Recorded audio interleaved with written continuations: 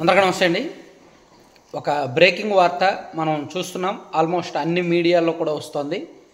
విజయసాయిరెడ్డి గారు Congress party AP అధ్యక్షురాలు అంటే పిసిసి చీఫ్గా ఉన్న షర్మిల గారిని వైఎస్ షర్మిలారెడ్డి గారిని కలిశారు అనేది ఒక వార్త.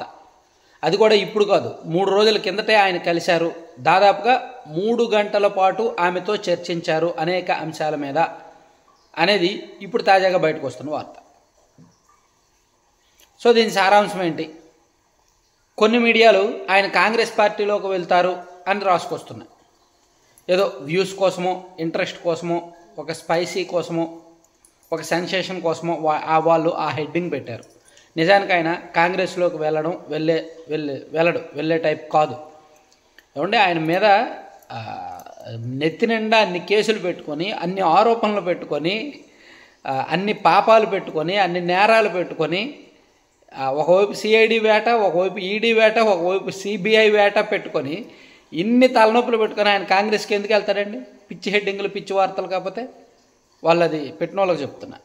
సో ఆయన బీజేపీ డైరెక్షన్లోనే నడుస్తాడు. అయితే ఆయన ఎందుకు షర్మిల గారిని కలిశాడు అనే డౌట్ మీ అందరికీ రావచ్చు. సో షర్మిల గారిని కలిసినంత మాత్రం ఆయన కాంగ్రెస్లోకి వెళ్ళిపోయినట్టు కాదు. ఆయన షర్మిల గారు కాంగ్రెస్కి వెళ్ళిన తర్వాతే ఇద్దరికి పరిచయం కాదుగా. విజయసాయిరెడ్డి గారు వైఎస్ ఫ్యామిలీకి సన్నిహితుడు మొదటి నుంచి కూడా. వైఎస్ రాజశేఖర రెడ్డి గారు ఉన్నప్పటి నుంచి కూడా ఆయన వాళ్ళ ఫ్యామిలీ మనిషి ఒక రకంగా. వాళ్ళ కంపెనీలకి సీఏ ఆయనే, చార్టెడ్ అకౌంటెంట్ ఆయనే. సో ఇంట్లో మనిషిలా ఉండేవాళ్ళు. ఆ పరిచయం, అలాగే తను రాజకీయంగా శాశ్వతంగా రాజకీయాల నుంచి తప్పుకోవాలని ఒక స్ట్రాంగ్ డెసిషన్, ఒక పెద్ద డెసిషన్ తీసుకున్నారు.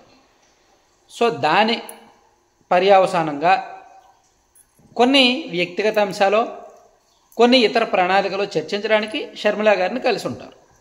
ఆయన వైఎస్ఆర్ కాంగ్రెస్ పార్టీలో ఉండగా షర్మిల గారిని కలవడం తప్పు. అలా కలిస్తే జగన్ గారికి నచ్చదు, అండ్ వైసీపీ వాళ్ళకి నచ్చదు.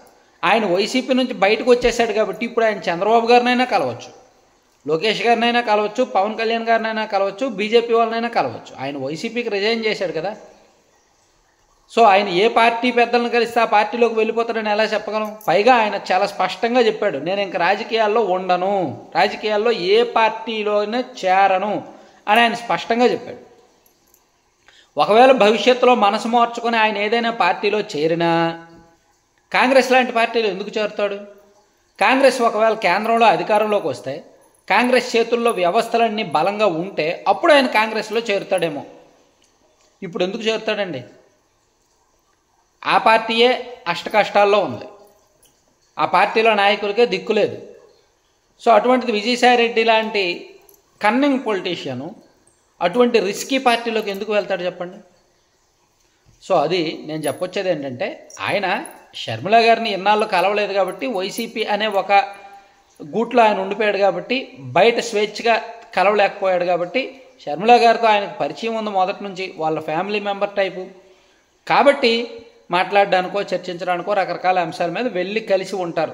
వాళ్ళ మధ్య ఏ అంశాలైనా చర్చకి రావచ్చు. కానీ 100% ఆయన కాంగ్రెస్లోకి వెళ్ళడానికి మాత్రం షర్మిల గారిని కలిసినట్టు వస్తున్న వార్తల్లో నిజం లేదు. కలవడం నిజమే కావచ్చు, ఆయన భవిష్యత్తు ప్రణాళికలు చర్చించి ఉండొచ్చు. ఆయన ఒక మీడియా పెట్టబోతున్నాడు, దాదాపుగా అది వాస్తవం.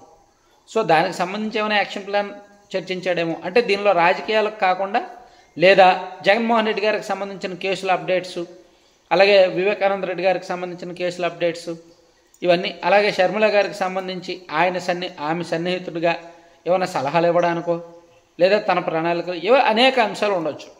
అంతే తప్ప దీనికి రాజకీయ పరమైన అంశాలు ఉండవు. ఆయన కాంగ్రెస్లోకి వెళ్తాడు అనేది అయితే మాత్రం పిచ్చి మాట, పిచ్చి వార్త.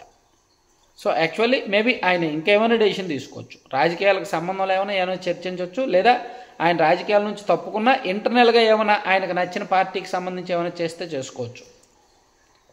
సో అది షర్మిల గారిని కలవడం వాస్తవం, కానీ కలిసిన తర్వాత జరిగిన చర్చ మాత్రం నాకు తెలిసి ఎక్కువగా వాళ్ళకున్న పరిచయం కొద్దీ, వాళ్ళకున్న మొదటి నుంచి ఫ్యామిలీ మెంబర్గా ఉన్న పర్సనల్ రిలేషన్ కొద్దీ మాత్రమే వెళ్ళి కలిసి ఉంటాడు తప్ప ఇంకేం ఉండదన్నమాట. Thank you.